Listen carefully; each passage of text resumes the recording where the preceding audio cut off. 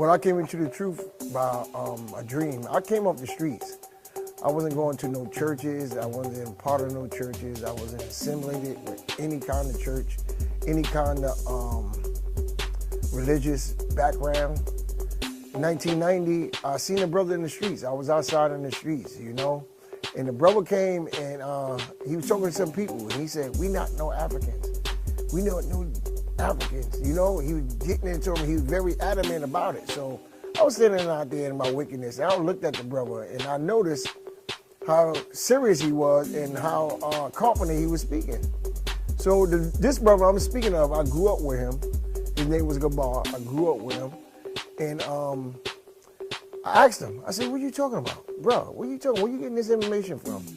I said, "Where you getting all this information from?" He told me, he explained to me. He said, "Listen, all this is in the Bible. Give me a couple of minutes and let me finish doing this garbage, and I'm going to take you in the house. I'm going to show you." So, all right. I said, all right.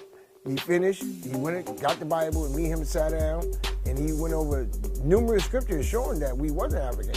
So I said, "Where you learn this from?" He said, "The school in Manhattan. They got a school in Manhattan, and you're welcome to come." I said, "All right." So I went up there with him about 6 months, 7 months, and the scriptures started cutting me. And I asked him, I said, "You tell him about me? You tell him about what I'm doing, how I live?" He said, No, that's what the scriptures are. The scripture, they cut you.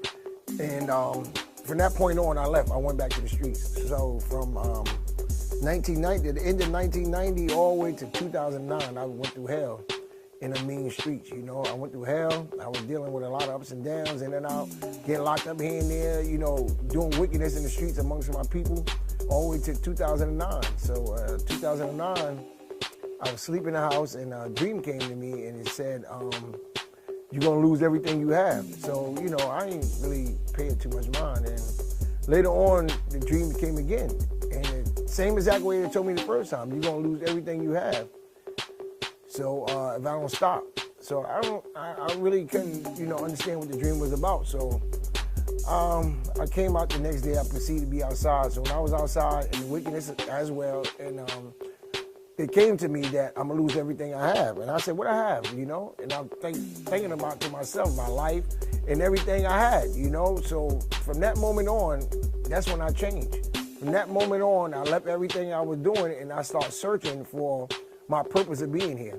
I started searching for how can I rectify all the wrong I was doing when I was out there. So I seen a video with the bishop, and he was talking to some Seventh-day Adventists, and he asked him a question.